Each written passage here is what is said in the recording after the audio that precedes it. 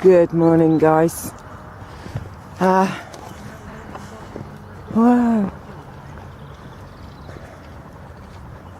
What we got the time? 6:10. And I'm over the local tree museum now. Can you see at the side of that lamppost? There's another post going in.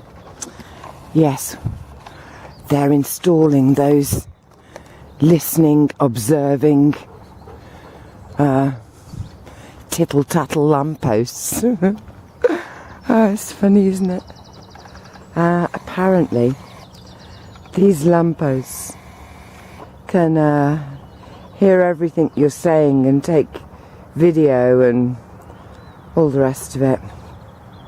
My goodness me, will I be able to pee in the bushes again without getting fined £1,000 for indecent whatever it is when you show your ass in public?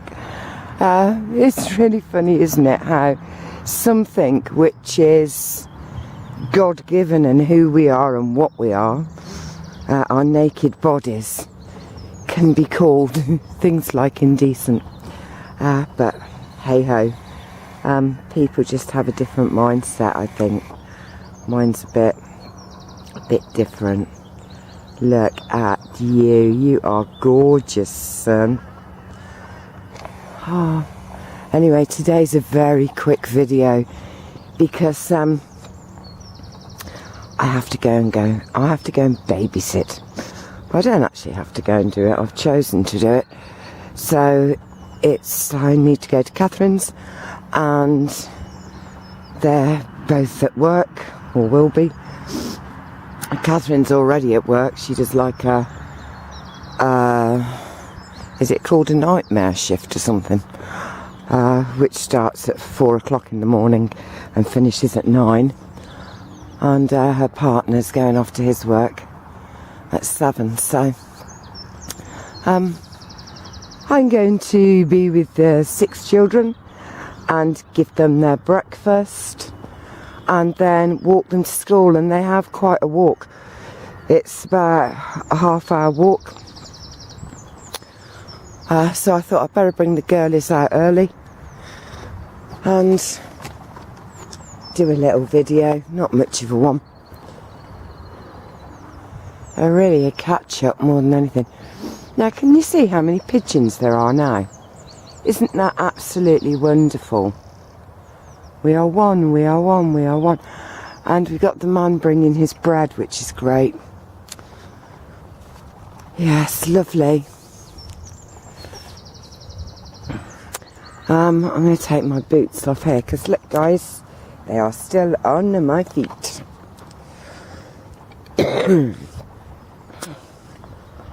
So there he goes, putting down his big bag of bread. Hi, Georgina. I still love you. So I don't know what's happened here. Probably an impromptu climbing frame. They always were the best. Right, Henny, let me get off my boots. Come on. Yes. As they say in this country, choke you bugger.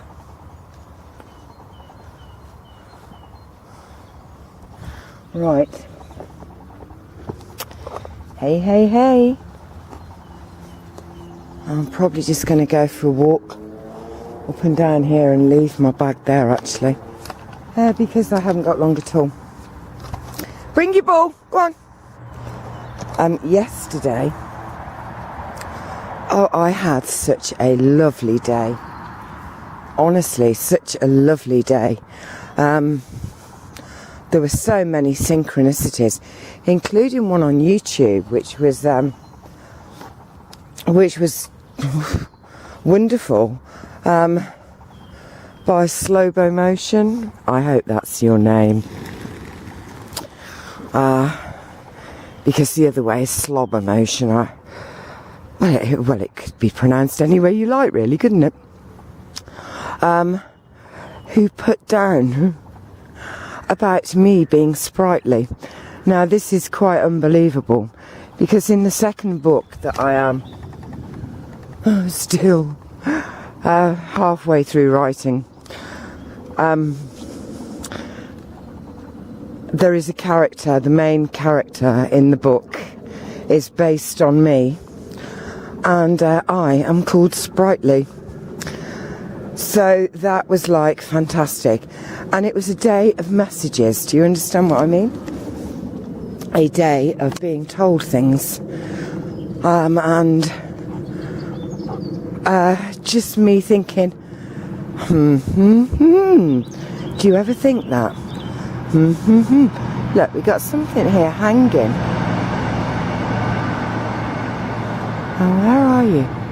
Can you see that? Or is that just me going crazy? I've got a line that grows and gets shorter. Do you know why it's true?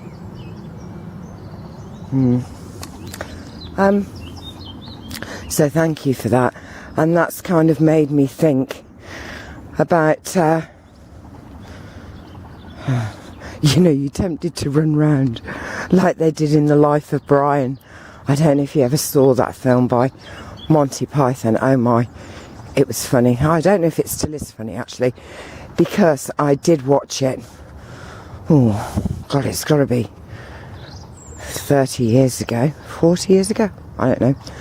And things were different then. You were allowed to be funny about different things then, so maybe in the current a vision it isn't, but anyway, it was then. And yeah, they used to say in The Life of Brian, oh, another miracle, Brian. Oh, English humour. Yeah, they were great, those videos, so off the wall, and saying things that other people daren't say at the time. So anyway, that was another miracle, Brian. So that was lovely. And then what happened? Then, I was meant to do an NLP, and I was all prepared for that. And then the woman who was having it done said her mother was meant to, well, anyway, she couldn't come. So that was fine. And I did something else. I can't remember what else it was, but I had to do... Oh, yes. Summer got taken to hospital. She swallowed a button in school. Things kids will do so they don't have to sit in a classroom, eh? And so I stayed and helped there a bit. And then Mustaf said to me, what time was I going to home for this lady? I said I wouldn't be. And he explained. And Mustaf says, well, would you mind coming to the shop? Because Dawood, come here. Because Dawood thinks he might need to go to hospital with this pain he had. So I went to the shop, and Dawood was there, and we did a healing, and he was doing touching his toes and stretching out. He dropped like a muscle under his rib cage. So I was very pleased when he was able to move around and go to work. So that was lovely. And then I went to the spiritualist church in the afternoon. That's right. And I went to offer my services as a healer. I went early to speak to the man who, the president, whatever stupid names they have to give themselves, and said, I would like to offer my services at the church like my dad did as a healer. And he said, oh, well, you need to come on Friday and talk to the whoever it is who organises that.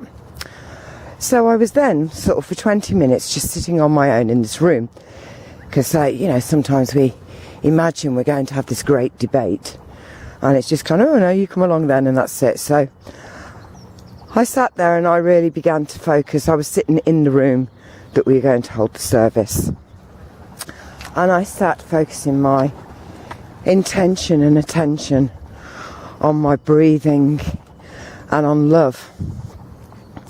And I sat on the front row. I was the only person sitting on the front row. It's really funny, isn't it, how everybody likes to go to the back. Well, I don't. I don't like to be distracted by other people. I like to be at the front. I like to be the end seat. I like to be closest to the door. And I like to listen. If I'm bothering to go and sit down on a chair, it means I'm interested in what you're saying. So, anyway, the medium, she came from Redditch today, which is a few miles away, and yesterday, sorry, and she was kind of, you know, doing her bit, and lots of other people got messages, and I just sat there thinking, it's okay, you don't need to have a message, blah blah blah. Well, of course, when you say a negative, it's really saying something else in NLP. So there's no such thing as I don't need. It becomes I need a message. And what happened was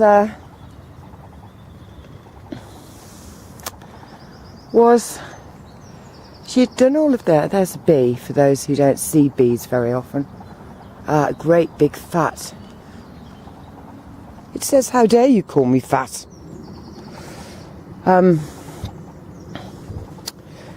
Yeah, so anyway, then she came, and she was standing, I don't know, 12 feet in front of me, and she says, I really feel drawn to come to you. And she stood, and as she approached, she said, oh my goodness, she says, the love coming from you is absolutely incredible. Which I thought was a very nice thing to say, so I took that as a compliment. And then she said that she had someone with her who'd only, she says, I need to see if I can find someone for you. She says, I was drawn just by the love shining from you. So then she kind of said, I have someone with me. She said, get your ball, honey. Where is it? She said, who stayed such a little while. Oh look, right, can you see? Let me just stay still.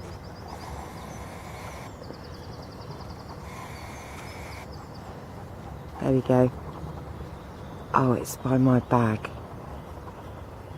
Yeah, someone who stayed a little while, and I can't really go into it now, but basically, I had a message from my daughter Rebecca and my brother Frank, which was very nice. And basically being told to just keep doing what I'm doing because I'm on the right track.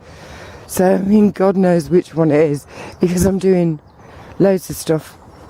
And then I went to the shop again to tell my stuff I was on my way home. Did he need me for anything? And the postmistress who lives next door and runs the post office, she came out and she says, Rose, I have to tell you, her name's Jaquita.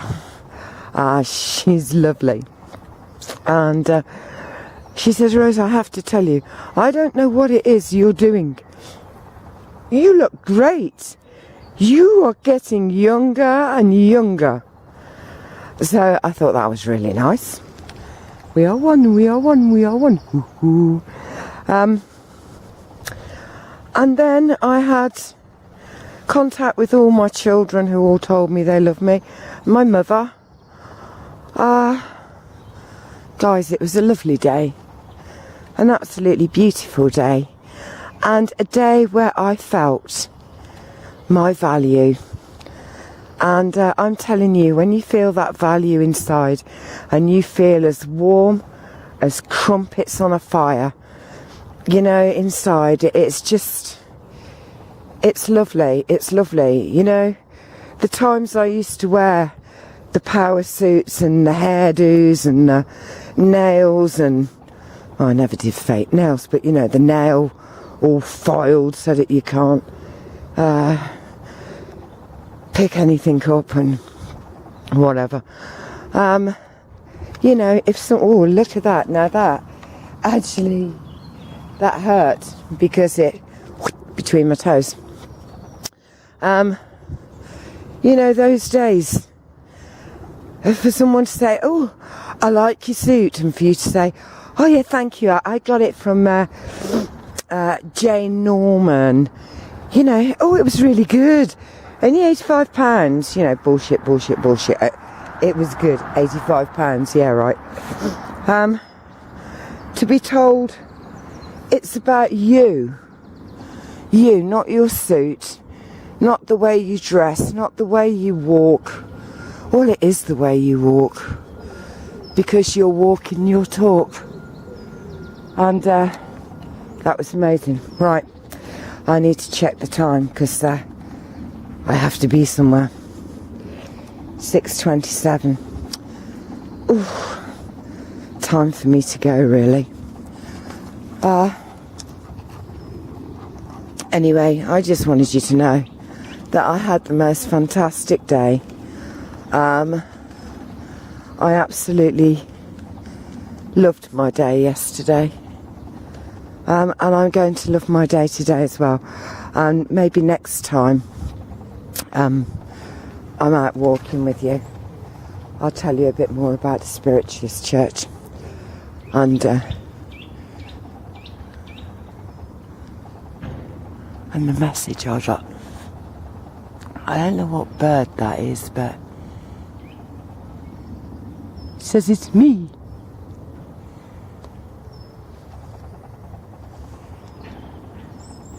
It says, it's me. It's me. Should we stand under a lime green canopy? It reminds me of Japanese works of art. Oh, the bird likes Japanese works of art. And I'd like to say, so do I. Japanese have such style. Such style. Oh, that sounds almost plaintive. What is it, darling?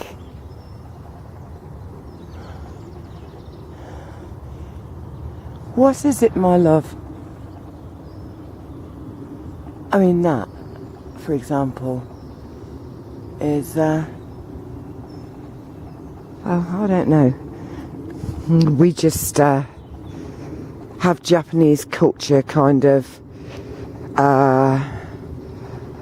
put in a box and labelled. Do you know what I mean? I have no understanding of Japanese culture at all. I just know that there is something poignantly beautiful about it. In fact, my mother has a photograph, and it's when they were coming home from China, when the war started. Well, my mum is from a very rich family, and they used to hobnob, you know. My grandfather, her father, was chief of police in Shanghai, and she has a picture of her on a cruise liner. I don't even think it's a cruise liner. It's a Japanese fighting ship, and she is sitting between the legs and at the feet of Emperor Hirohito. And my grandfather's in the picture, my grandmother, and my aunt and uncle. If I find that picture, I'll have to take a picture of it and let you see it. Right, honey, breakfast is over. It's time to go. So, guys, keep looking up. These are the new sprayers, I'm afraid. They go really high.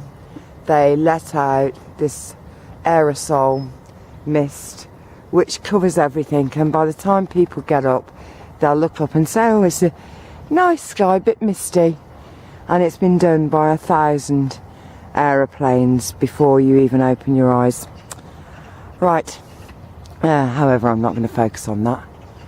I'm going to focus on my toes, who are saying goodbye, as is Ebby and Honey. So keep looking up, guys, and see if you can see any views that inspire you to think about a country, or the way that country has been portrayed and boxed in your own culture. And I love you all. Honey, your ball's over there. And of course we love Georgina too. So remember, guys, to enjoy life, live it. It's exactly why you are here. Love you all. Wait, bye-bye, feet. Bye. Bye.